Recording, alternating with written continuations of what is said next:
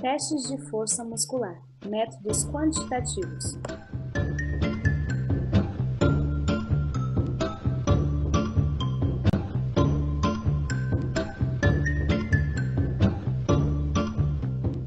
Afinal, o que são testes de força muscular?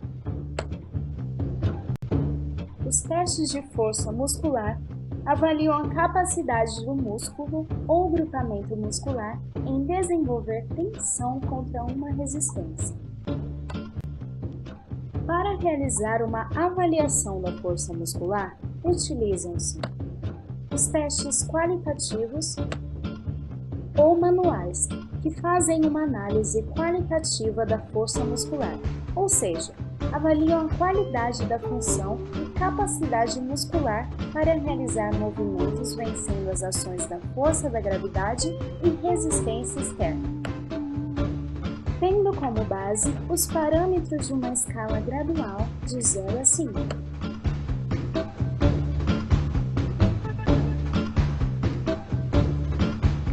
Os testes quantitativos avaliam a força muscular máxima exercida para vencer a ação da força da gravidade e resistência externa, sendo que a força máxima representa a maior força disponível que o sistema neuromuscular pode mobilizar por meio de uma contração máxima voluntária.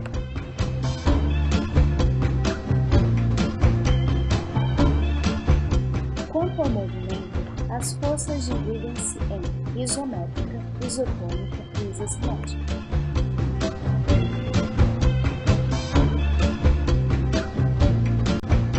A força isométrica, estática, é aquela em que não existe alteração no comprimento das fibras musculares, portanto não há movimento.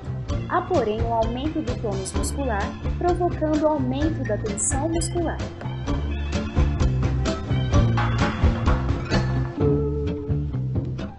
Força isotônica, dinâmica, é aquela em que existe uma alteração no comprimento das fibras musculares, provocando uma aproximação ou afastamento dos segmentos ou inserções musculares próximas, portanto, há movimento. As forças isotônicas se subdividem em força concêntrica, onde a força muscular exercida é maior do que a resistência oferecida.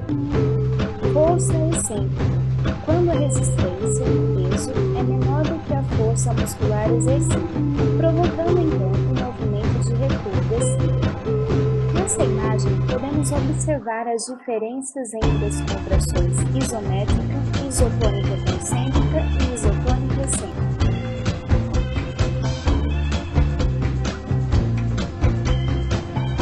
A força isocinética ocorre quando a contração muscular e o movimento são constantes, ou seja, a produção de força depende da velocidade do movimento.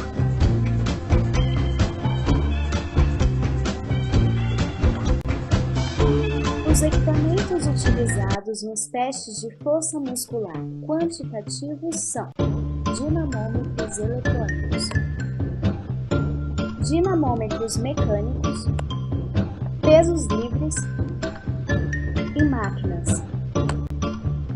Mas quais são os testes de força quantitativos? São os testes de carga máxima, URM, e testes de carga submáxima, RM. O teste de URM é definido como a quantidade máxima de peso levantado em um esforço simples máximo, em que o indivíduo completa todo o movimento que não poderá ser repetido uma segunda vez. O American College Sports Medicine recomenda os testes de supino e os testes de leg press para mensurar a força de membros superiores e inferiores.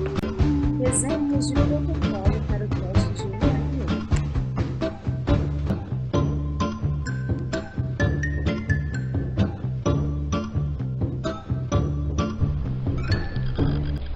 Nós vamos aplicar o teste de uma repetição máxima com a voluntária Suzana. O teste de uma repetição máxima é um teste de contração voluntária máxima, um teste para a gente medir a força máxima de um indivíduo. Então, teste de contração dinâmica voluntária máxima, porque se fosse para a gente medir a força máxima dela de contração, seria um teste isométrico, onde não teria movimento articular, mas como a gente vai tentar diagnosticar a carga máxima para ela executar uma repetição, então esse teste é de contração voluntária dinâmica, teste de contração voluntária dinâmica máxima. É um teste padrão ouro, então vocês podem utilizar em qualquer parte do mundo para fazer pesquisa, que vocês serão respeitados utilizando esse teste. É bem fidedigno. A gente vai fazer um alongamento básico com o voluntário para o exercício que ela vai fazer o teste, no caso supino vertical, que é do grupo muscular peitoral maior, os adutores do ombro, os adutores horizontal do ombro, certo? Então, por favor, dê licença, Suzana.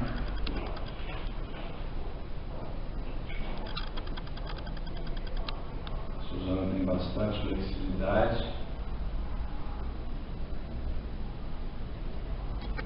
O alongamento, nesse caso,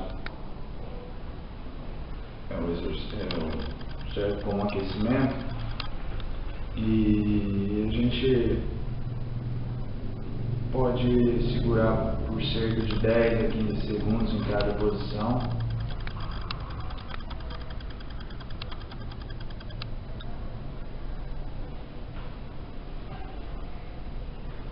Colocar a mão na cintura, ao contrário.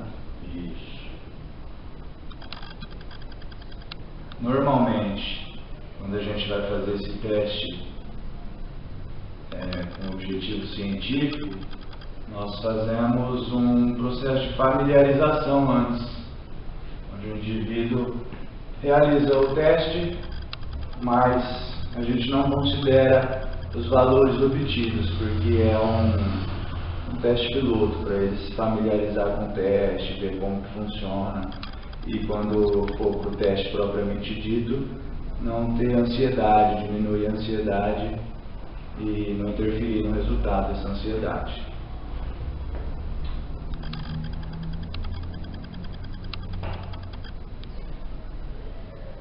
Então, como o supino vertical solicita bastante o peitoral maior e o tríceps do braço, a gente faz um alongamento como aquecimento para esses grupos musculares.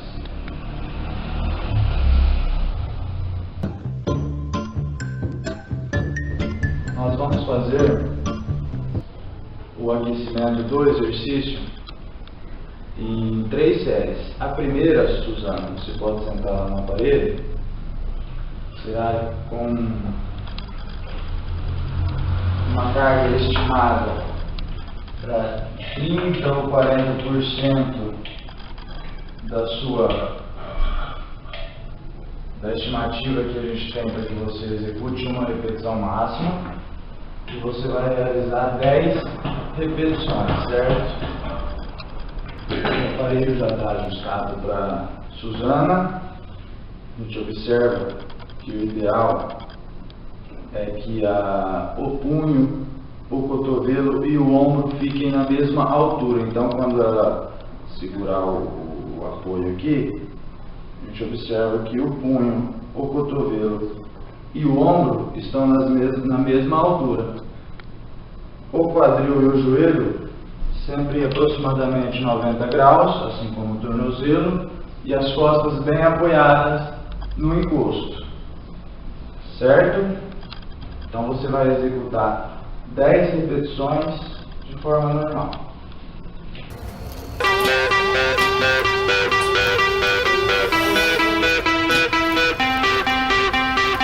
A gente dá entre 2 e 3 minutos de intervalo para a gente fazer uma segunda série de aquecimento. Transcorridos 2 a 3 minutos depois da primeira série de aquecimento, a Suzana vai fazer a segunda série de aquecimento. Então, com 5 repetições e uma carga um pouquinho maior. Tudo bem? Mais 2 a 3 minutos de intervalo para a gente fazer a terceira e última série de aquecimento. Transcorridos mais 2 a 3 minutos de intervalo, a Suzana vai fazer a terceira série do aquecimento. Com cerca de 70 a 80% da estimativa de uma repetição máxima para ela, ela vai fazer entre 2 e 3 repetições, certo, Suzana?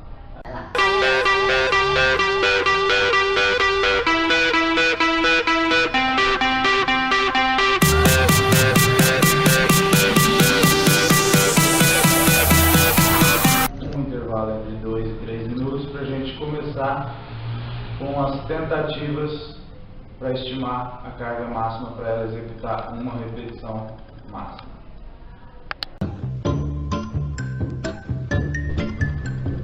No teste de um RM, nós devemos orientar os voluntários para que eles não façam refeições pesadas antes do teste, não façam esforços físicos extenuantes de 24 a 48 horas, dependendo do protocolo, antes do teste. Venham fazer o teste com roupas leves, não ingiram bebidas ou alimentos estimulantes como refrigerante, chocolate, café, etc. E neste caso a gente vai fazer 5 tentativas. E se nós não conseguirmos detectar a carga máxima nessas 5 tentativas, a Suzana deve voltar num outro dia, depois de 48 horas. Porque um bom teste de um RM, de uma repetição máxima, é quando nós conseguimos detectar essa carga máxima entre 3 a 5 tentativas. Certo? Passamos de 2 minutos de intervalo dos aquecimentos, a Suzana vai fazer a primeira tentativa. Se ela fizer 2 repetições, significa que a carga está leve. Se ela não conseguir fazer nenhuma repetição, significa que a carga está pesada. Então, a gente deve orientar o voluntário a executar a repetição por completo, desde a posição inicial até a posição final, retornando à posição inicial. Vamos lá, Suzana? Então nós vamos tentar fazer 2 repetições.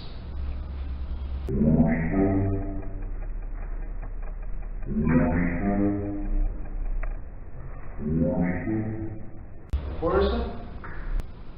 Notamos que a Suzana não conseguiu realizar nenhuma repetição. Que pena!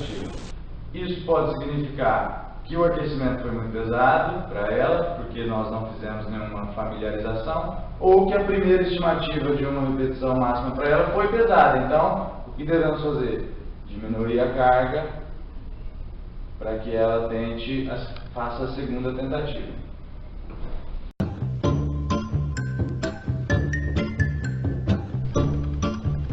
O intervalo entre as tentativas no teste do RM deve ficar entre 3 e 5 minutos para que a recuperação seja completa, para que a terceira ou a quarta série não interfira na quinta, por exemplo.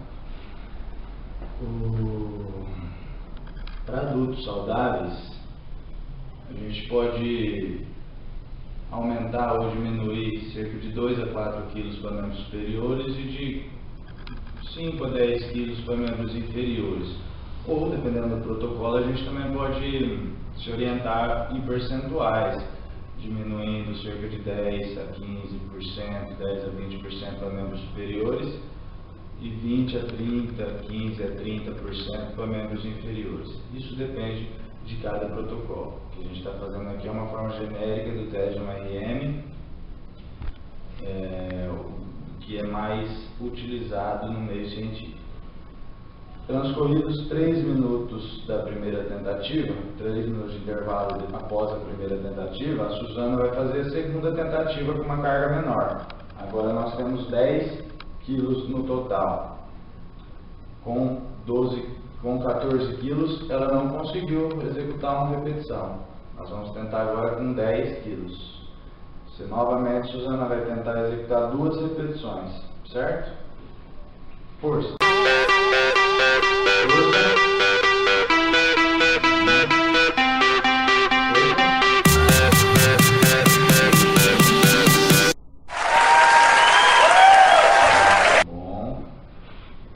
Notamos que com 10 quilos a Suzana conseguiu fazer 2 repetições. Isso significa que essa carga está leve para ser considerada a carga máxima para Suzana. A gente deve aumentar. Como ela fez a primeira tentativa com 14 quilos, a segunda tentativa nós diminuímos 4 e ficou com 10, nós vamos fazer o meio termo e ficar nos 12 quilos na terceira tentativa, certo?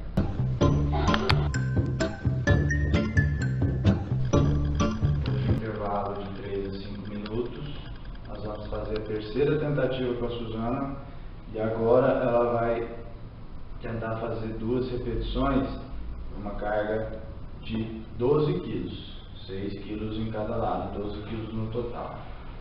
Certo, Suzana? Força e vamos fazer 2 repetições.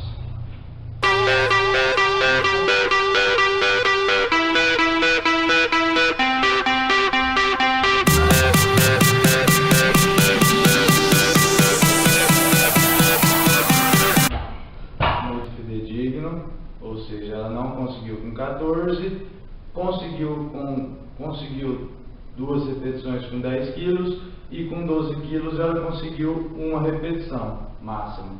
Ou seja, detectamos que a carga máxima para a Suzana executar uma repetição é a carga de 12 quilos.